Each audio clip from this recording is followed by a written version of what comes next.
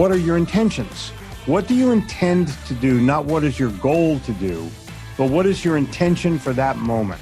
And that intention will lead you towards achievement actions. And those achievement actions will lead you toward your goal. Maybe it's a step at a time or a bite at a time, but whatever it is, you have to have the intention before you take the first step. You got to love it. You got to believe in it. You got to believe in yourself, and things will start to happen right for you.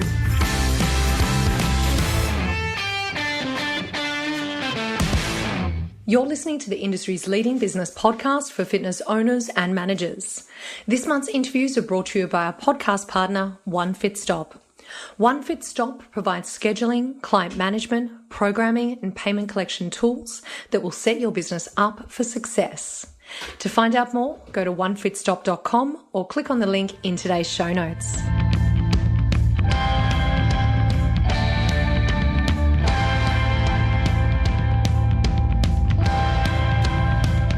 Hi everyone, and thank you for joining me. This week, my special guest is Jeffrey Gitomer. He's the author of 15 best-selling books, including the Little Gold Book of Yes Attitude, the Little Red Book of Sales Answers, the Little Red Book of Selling, and many, many more. He has been elected to the Speaker Hall of Fame. He's the self-crowned King of Sales, and he's also the co-host of the Sell or Die podcast. Jeffrey recently released a new book called Truthful Living, The First Writings of Napoleon Hill, in which he shares easy to implement real-world strategies for life, family, and business. Now, in addition to chatting about some of the key lessons in the book, I also wanted to tap into Jeffrey's incredible sales knowledge. So I've actually broken today's interview into two parts. In part one, we discuss 5 qualities that you need to succeed in business, why it's so important to minimize distractions, and he shares 3 words that you can use to immediately address a customer complaint. Then in part 2, Jeffrey shares with us practical steps to achieving your sales goals. We are about to get started into this week's show, but first, a big thank you to this month's premier podcast partner. One Fit Stop's scheduling, client management, programming, and payment collection tools will set your business up for success. To find out more, go to onefitstop.com.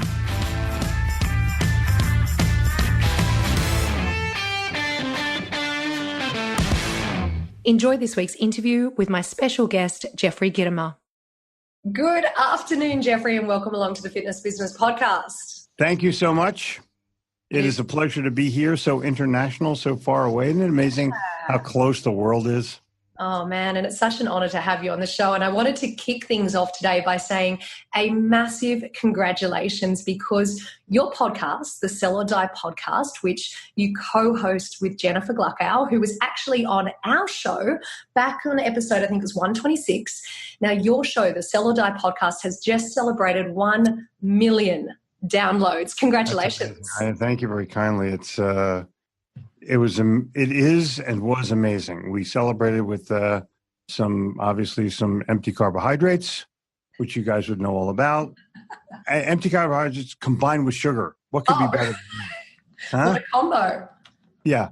Up for the game? Yeah, we've been up all week. That's a good celebration. Well, look, it is absolutely amazing. We know in podcast land that is just a huge number. So congratulations to you both. Thank you. Any of the FBP family that haven't yet checked out the Sell or Die podcast, I'm going to be putting a link in today's show notes for you guys. Now, the second congratulations is because you've released not 1, but 2 new books recently, and they're both in front of us on screen right at the moment. Napoleon Hill, Truthful Living, and Sales Manifesto. Congratulations on the launch of your latest 2 books, Jeffrey. Thank you. Thank you. Now, today our focus is actually going to be on Truthful Living, the first writings of Napoleon Hill. And we're going to chat about the success elements within that book, and specifically how fitness business owners can use those elements within their business. But to get things started today, do you want to give us a bit of a background of how you actually came to writing and being a part of this book?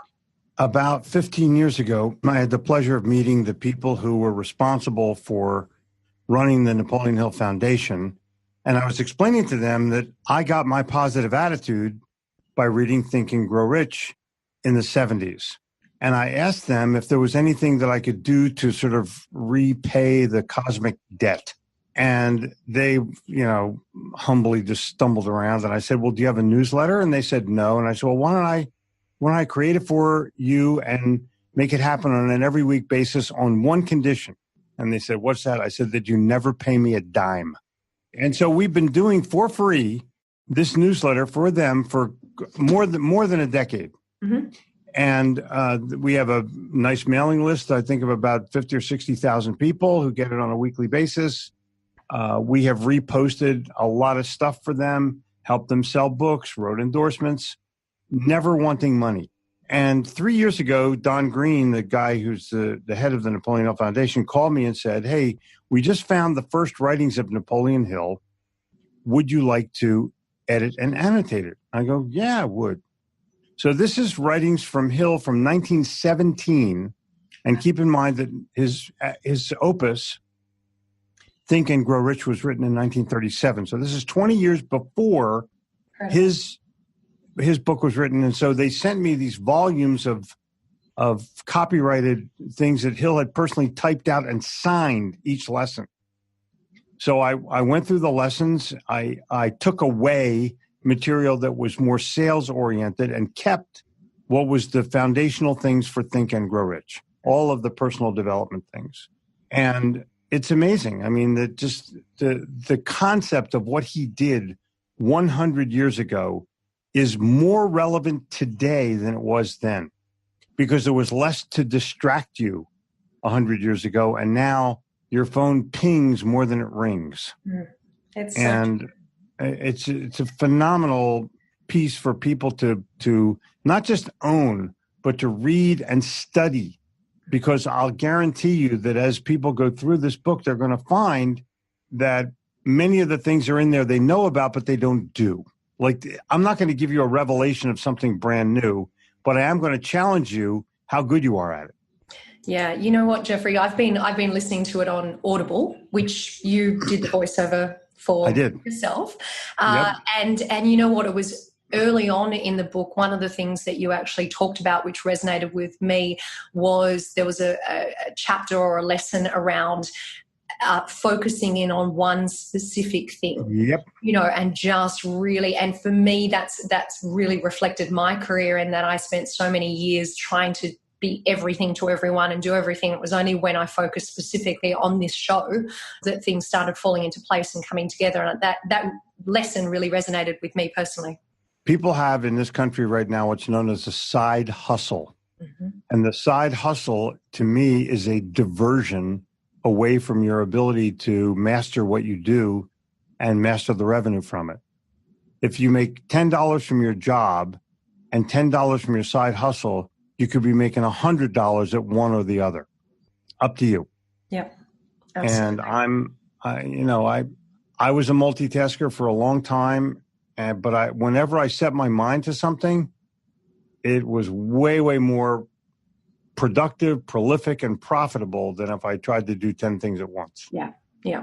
So I think there's a lot of people probably agreeing with that right now. So I was hoping for today, Jeffrey, that you might be able to take us through a couple of the key elements, maybe a couple of the key lessons in your book, Truthful Living. I can. But one other thing, by the way, my name is on a book that also has Napoleon Hill's name. How the hell much more could I ask for in this world? That's a pretty incredible legacy, right? Yeah, I'm going to just go through some of the chapter title names and explain why they're so valuable. The first two lessons are: success is up to you, and finish what you start. Now, there's nothing startling about that. But if I asked all of your listeners to tell me who's responsible for your success, they may erroneously say their employer or their boss. And if I ask them to if they have any unfinished projects, they'll say, oh, yeah, tons of them. Like, why? Finish what you start. See this sales manifesto, this book? Mm-hmm. It took me a long time to write, but I finished it. And now it's a book, while somebody else is wasting their life away watching some stupid-ass television show. Yep. And it's a choice. I wake up in the morning, I don't turn on the TV. I'm in 200 hotel rooms a night, I don't turn on the TV. There's nothing on there that I got to watch. Nothing. I'm a writer, and I'm preparing for my seminar for the next day. So I write and I prepare. Sometimes to do that, I need to read stuff, and that causes me to think and create. Got it? Those 5 things are the hallmarks for what I do and how I do it. Read, write, prepare, think, create. And if everyone would get up in the morning and do that, they're going to be a hell of a lot better off than anything else they possibly could do. So lesson 3, just coincidentally, is how to think. And what Hill does is takes you through a process where you have to focus on what is important to you right now. Not a bunch of peripheral thoughts and not to get distracted. But here's a guy who understood 100 years ago that it was important for you to focus in. And he used the word concentration rather than the word focus because that was the word of that time. And everything that Hill did ended with some form of concentration. I'm going to give you an example. I'm going to read it even though I don't have my glasses. Success may be had by those who are willing to pay the price. And most of those who crave a $10,000 a year position, and keep in mind that was 1917, so that's about $250,000 in USA dollars and about $500,000 in Australian dollars. That conversion. Right. Yeah, it's 52 million in Canadian dollars, but that's another story. Especially if they are engaged in business, may realize it if they will pay the price. And the price is eternal vigilance in the development of self-confidence, enthusiasm, working with a chief aim, performing more service than you're paid for, and concentration. With those qualities well developed, you'll be sure to succeed. And let's name these qualities the 5-point rule. Now, understand that none of these qualities are new, but together they form a very powerful ability for someone to succeed. If you only do 4 out of 5, you're in trouble. You have to do all of them. You have to have the enthusiasm. You have to work with a chief aim. You have to provide more service than you're being paid for. You have to have self-confidence. And the glue to hold those 4 elements together is concentration. Now, fast forward another 40 years now, 30 years, and Hill wrote, after he wrote Think and Grow Rich, he wrote The Magic Key. And the magic key is the word concentration. And he wrote a whole book about how you can focus in on what you're doing in order to be able to become more successful at it. But it has to be done without diversion. You can't take a phone call. You can't, there's things you can't do in order to be able to focus on your own or concentrate on your own success. It's known today as mindset. I actually heard you chatting to Jennifer about this on the Sell or Die podcast, and you gave the example of yourself that you were getting distracted, I want to say, with like games on your phone. Is that right? Yep, and I quit them. You made that commitment that you were like, no, I'm not going to get distracted anymore. I'm going to focus in. And that was your way of increasing your productivity. Jeffrey, if you were to put yourself in the shoes of a fitness professional or a gym owner or a manager, what's an example that they might be able to do to actually improve the productivity and really focus in on that concentration piece that you're talking about? Luckily for any fitness facility, the world is fat. I mean, if you were invaded by enemies, you couldn't run away as a country. And you have this golden opportunity to talk to people about their circumstance, and you don't. You talk about how great your equipment is, which is bullshit. Oh, it's a treadmill? Wait, I never heard of that. Bob, come here. You got to see this. It's a treadmill.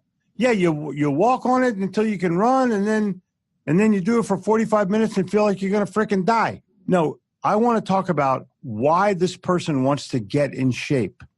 So if you're the owner of a fitness facility, it doesn't matter what hard goods you have. It matters how you connect with someone emotionally. It takes self-confidence. It takes enthusiasm. It takes self-discipline. It takes the desire to serve. But if you don't have the understanding of who you're serving, you're going to lose. So someone comes into your facility and they want to join, and you say, why? And you say, well, I want to get in shape. And you go, oh, okay, well, let me show you. No, that's not why they want to join. That's a bullshit answer for why they want to join. I want to know why they want to get in shape. And they'll say, well, I'm a little flabby. No, why? Well, why? What caused that? Well, I was, in a different relationship. And so why do you want to get in shape now? Well, because I need to go out and date again. Aha! Now I know why this guy wants to get in shape. He doesn't want to lose weight. He wants to date. And that's the reality of what most fitness professionals overlook, the why. Why does someone come to that facility? And you can have a fitness trainer going around to all of the machines and talking to people about how to do it better. Or you can say, hey, you getting a date yet? And that's going to be my motivator. I'm coming back here every day. I don't want to know how to work those leg lift machines. They're a pain in the ass. No one wants exercise. They want the outcome. So, Jeffrey, what I'm hearing is the concentration piece, the focus piece for fitness professionals needs to be on really, truly understanding that underlying motivation, that why of the reason the person came into your facility to start off with, as opposed to selling the features. Right. Let me throw this at you so everyone will understand. The man or woman who comes into one of your fitness centers to exercise is not going to go home and tell people about how well the equipment worked. The Stairmaster, the treadmill, the elliptical, whatever it is that they're using, they're going to go home and say, this gym is really focusing on what I need to get back into the social scene. This gym is really working on my cardio so that my heart attack recovery will be better. That's what is important.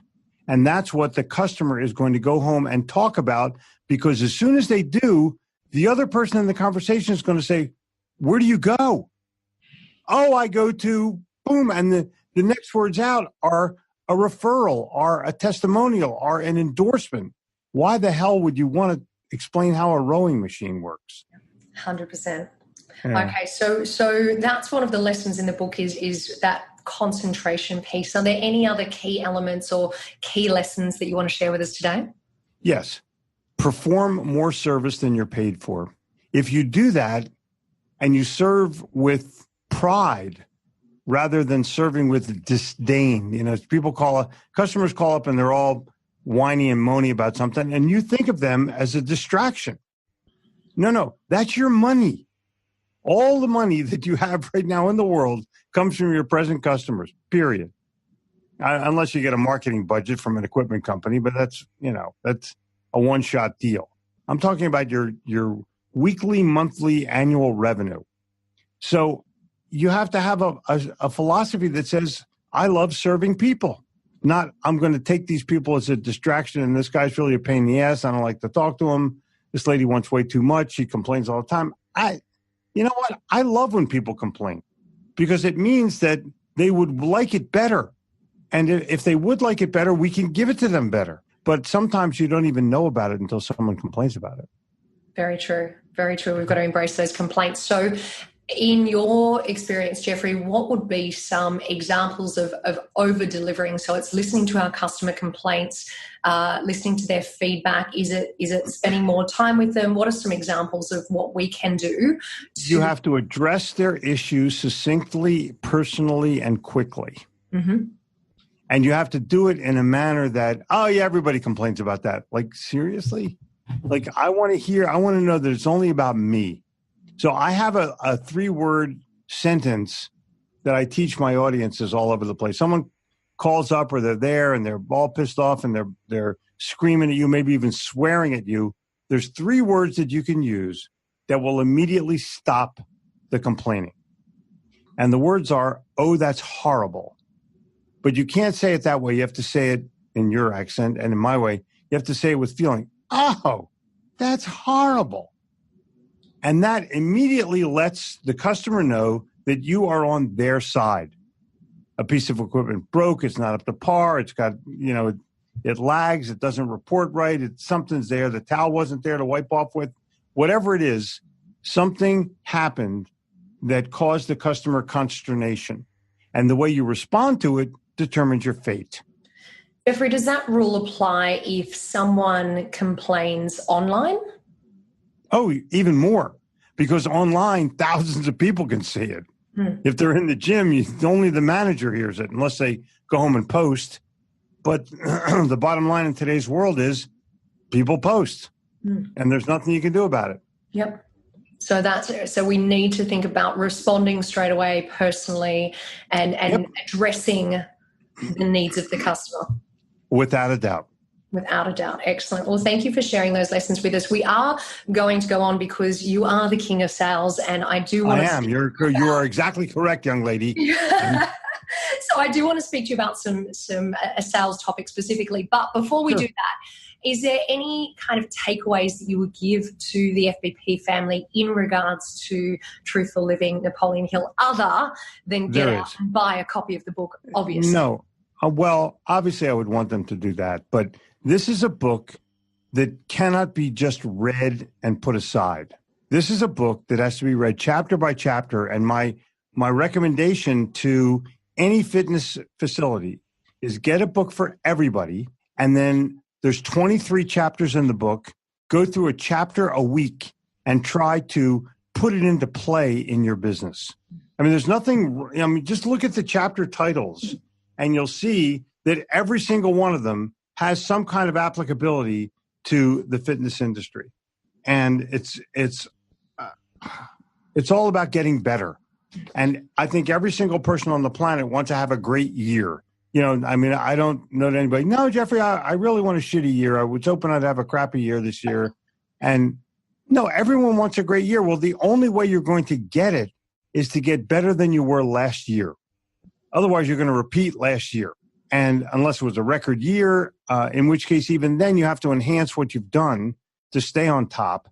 But the bottom line is, this is 100-year-old information that's timeless. Yeah. And I just want to second what you're saying in regards to breaking down those chapters and kind of taking it a week at a time or a piece at a time. And I love that concept of sharing it out with the team and getting copies for your team, because I think, we've certainly found a lot of people use, and they probably use your podcast as well, a lot of people use our podcast as a learning resource, and they'll take an episode and break it down and work their way through it. So in exactly that same way, it's a great recommendation for them to work through chapter by chapter or lesson by lesson. So Jeffrey, I guess I want to move us into the sales kind of atmosphere at the moment, because we are in January 2019.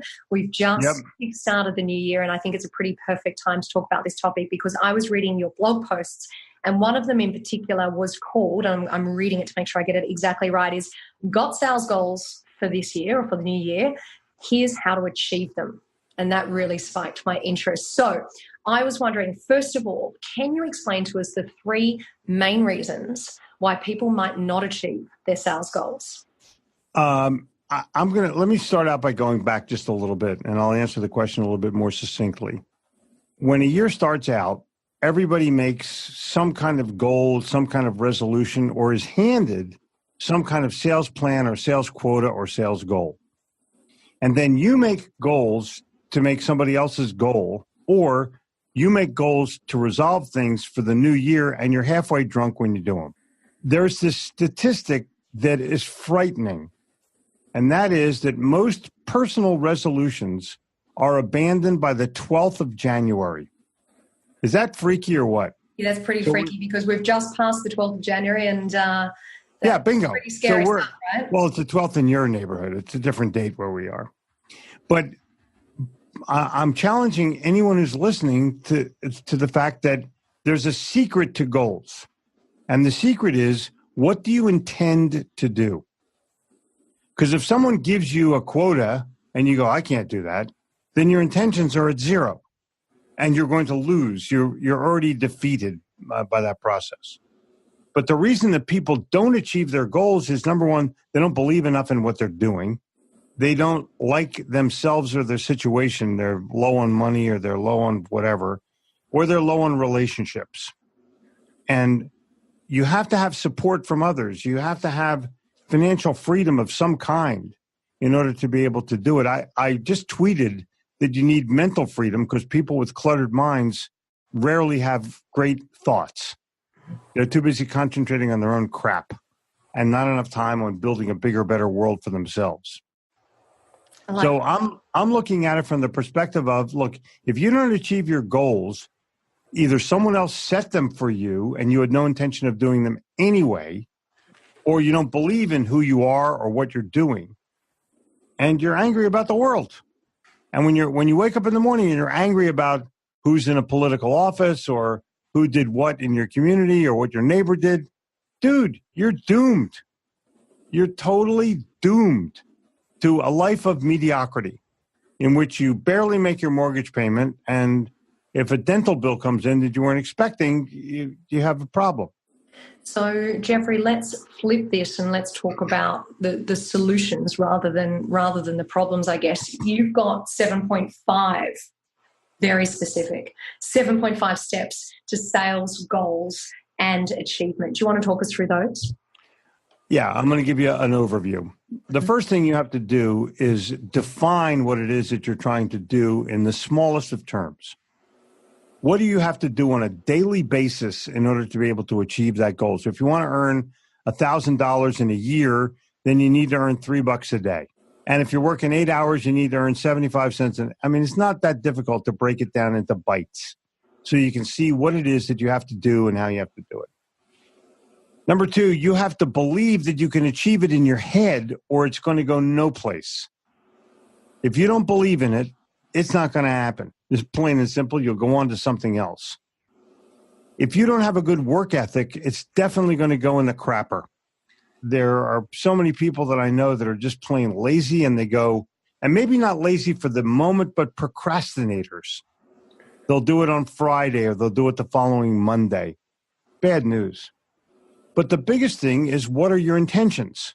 What do you intend to do? Not what is your goal to do, but what is your intention for that moment? And that intention will lead you towards achievement actions. And those achievement actions will lead you toward your goal. Maybe it's a step at a time or a bite at a time, but whatever it is, you have to have the intention before you take the first step. You got to love it. You got to believe in it. You got to believe in yourself, and things will start to happen right for you. We're having a conversation. We both believe in our products. Is that fair to say? Absolutely. Yeah. And the reason that we believe in them is because we love them. So I love what I do. I believe in what I do. I have self-confidence. I know I can pretty much achieve anything. If I define it, I'm going to achieve it a hell of a lot faster than if I just think about it. So the in writing part of it is extremely important so that you're basically documenting it physically and mentally at the same time. Once you have that under your belt, you can move forward. Until you have that, you have nothing. Now, I have another secret. I have a little 3x3 pad of Post-it notes in my bathroom. You call them bathrooms in Australia? We do. Okay, good. Very well done. And I put a few words up on one of the Post-it notes and I stick it on my bathroom mirror. In fact, if you when you get this sales manifesto, I actually have pictures of my bathroom mirror in there. And I put my goals on my bathroom mirror so that when I'm home, at least twice a day, I can see my objectives. And what happens is you look at them until you get pissed off and you start to take achievement actions. And that will lead to the completion of the goal. Now, I have a bathroom mirror that's cut in two. And because it spins around in the little medicine cabinets are there. Yep. It's very cute, very overpriced. And so I put the ones that I have to achieve on the left-hand side and the ones that I already have achieved on the right-hand side. So I can still see my success. When I finish a goal and it's a big one, like publishing the sales manifesto or publishing Truthful Living, I didn't take that off the bathroom mirror. I left it up there for a while so I could, gloat just a little bit about what I've achieved. Well, so be aware as a student of personal development, which every single person is, whether they know it or not, that there are simple things that you can do that will help you be a more productive and more achievement-oriented person. If you intend to do it and you put those little things around you that will help you do it, you're automatically going to start to take the action.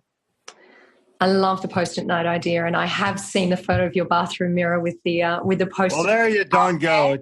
So of I course like the sound of that. You know, I want to ask you a question that I think will be on the minds of some of our listeners, which is one of the things you mentioned right up front of this section is you mentioned that quite often what happens is within an organization, sales teams are given targets that they didn't set themselves. You know, a sales manager Right. or the owner of the business has set a sales target, which sometimes can feel incredibly unrealistic in the eyes of the sales team. I think the most important part, and I apologize for interrupting, where did they get that number from? I'm going to give you the answer if you don't know. They pulled it out of their ass. They had no specific reason other than, hey, let's go for 11.5% this year. So if you're that salesperson, how do you approach that? You have three things you can do. Do the best you can under the circumstances. That's interesting. Piss and moan about it to the owners or the manager, or quit your job and go someplace where you think you can achieve the job, the goal. Those are your options. But I would elicit the help of my manager. I'm going to say, listen, it's a pretty tough goal. And I acknowledge it's a tough goal. I'm sure you did also. So I'm going to ask you to spend a day a week with me out in the field. I'm going to ask you to spend a day a week with me in the office and help me. I think I can do it, but I need your help. Yeah. And that way you put that bastard on the spot. But why would he not help you make the goal? Share some of that responsibility. And just going back to one of the tips that you gave earlier, which I think, you know, applies to so many areas of business, which is the break it down into smaller bite-sized chunks of what it's going to take to actually get to that end goal. Because if we leave it to the last month or the last minute, then we know it's going to be a mountain.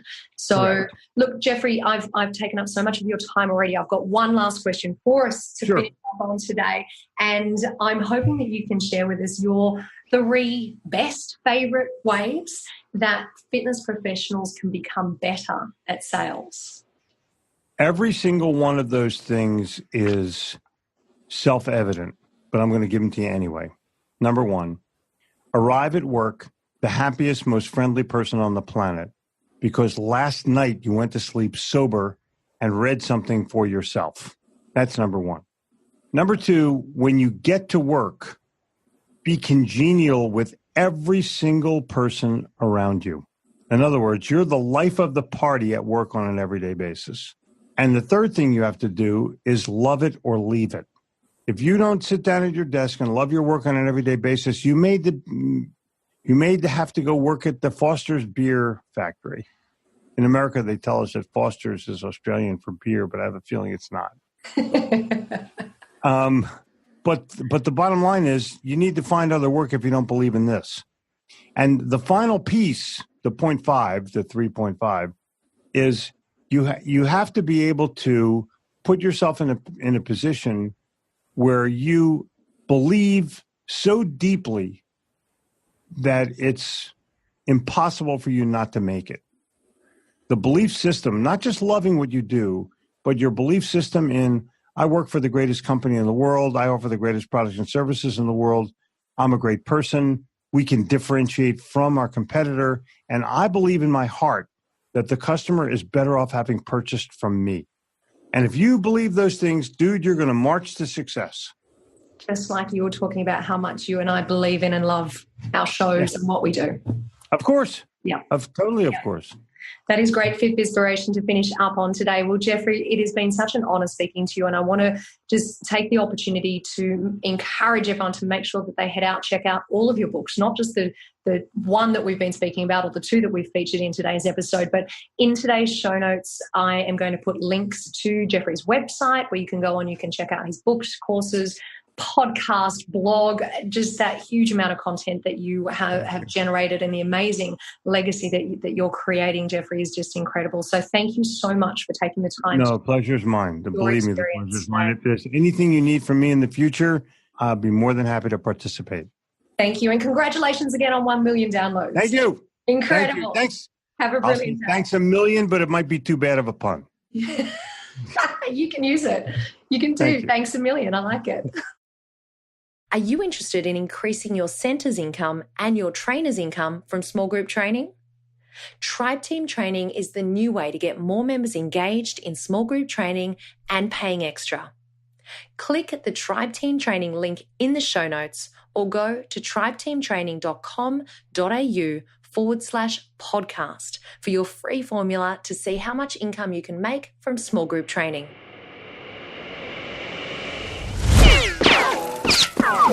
Pre-Core Quickfire 5. This week's Pre-Core Quickfire 5 guest is the author of Conversational Capacity, Craig Webber. Craig, welcome and thank you so much for joining us today. Thank you so much for having me. We start off each of our interviews with a Pre-Core Quickfire 5. So can you tell everyone, why do you do what you do? I think my primary mission in life is to improve how people think about and go about building healthy organizations and teams. And what's one ritual that helps you become better at what you do? Actually, two rituals I combine into one, reading and running. So I find the reading, you're constantly getting new ideas, and then the running is a great way to integrate it. Reading and running. So are we talking about you listening to your books on Audible?